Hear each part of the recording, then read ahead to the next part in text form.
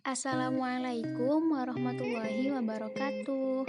Saya Dewi Kuratul Ayun dengan NIM T2019-8023 dari kelas Biologi 1 IAIN Jember. Di sini saya akan membahas tentang fotorespirasi yang nantinya juga akan dikaitkan dengan fotosintesis. Pembahasan pertama adalah pengertian dari fotorespirasi. Fotorespirasi merupakan satu contoh proses biokimia dalam tumbuhan yang kurang menguntungkan bagi produktivitas tumbuhan tersebut. Fotorespirasi atau bisa juga disebut dengan respirasi cahaya adalah respirasi pada tumbuhan yang dibangkitkan oleh penerimaan cahaya yang diterima oleh daun.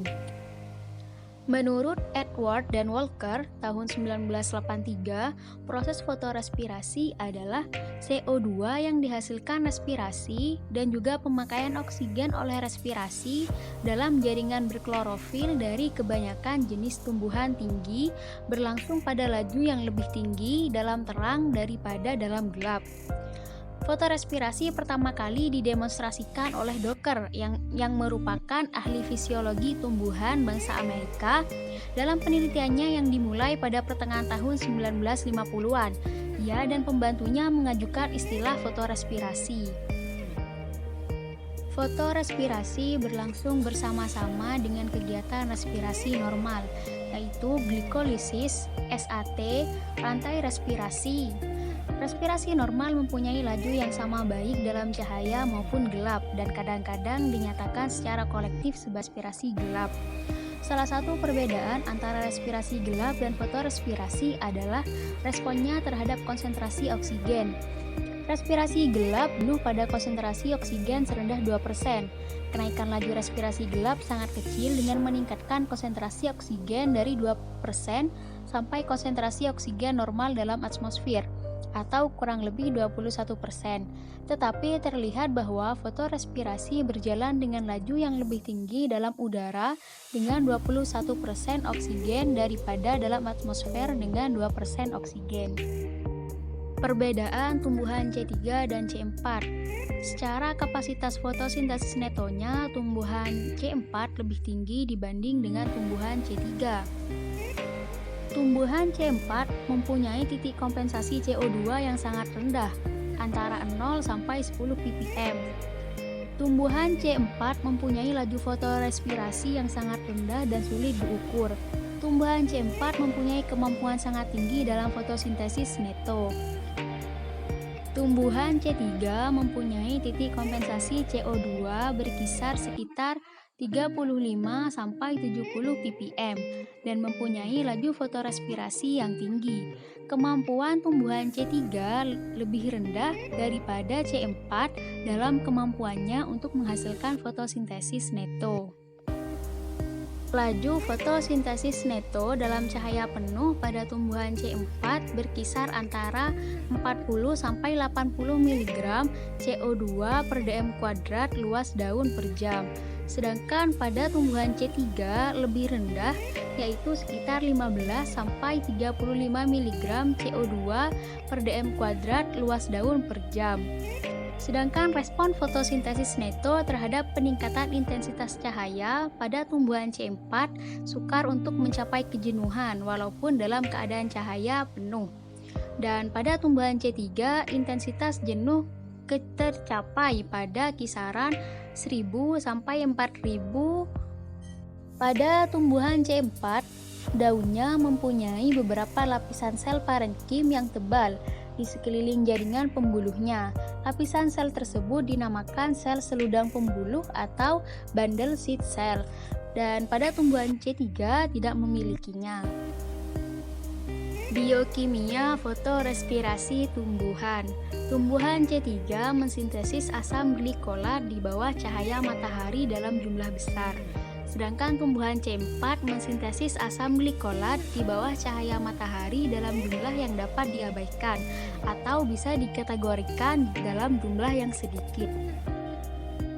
Asam glikolat disintesis dalam daun hijau dalam keadaan terang dan tidak dalam gelap. Sintesisnya dalam daun yang disinari menunjukkan ketergantungan pada proses lintasan pentosa fotosintesis. Lintasan ini adalah satu-satunya lintasan asimilasi CO2 dalam fotosintesis dari tumbuhan C3. Selain itu, konsentrasi CO2 di atmosfer luar mempunyai efek yang nyata terhadap sintesis asam glikolat. Asam glikolat disintesis secara cepat dan diakumulasikan dalam jumlah yang relatif besar dalam tumbuhan C3 yang ditempatkan dalam atmosfer dengan konsentrasi CO2 normal atau sekitar 300 ppm. Jika konsentrasi CO2 di atmosfer luar meningkat sedikit, akan menyebabkan penurunan yang nyata pada jumlah asam glikolat yang disintesis.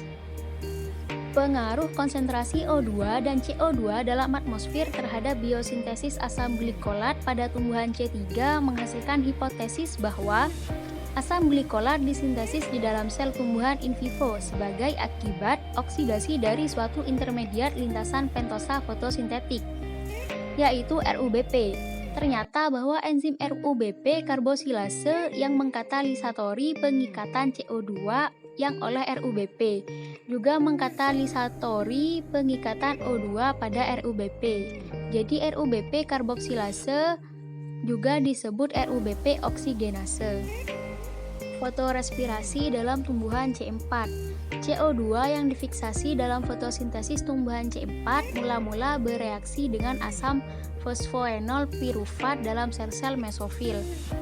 Dalam reaksi selanjutnya terbentuk asam malat. Beberapa tumbuhan C4 menghasilkan aspartat, suatu asam amino berkarbon 4. Asam malat atau asam aspartat diangkut keluar sel mesofil dan masuk ke dalam kloroplas sel seludang pembuluh dan mengalami dekarboksilase.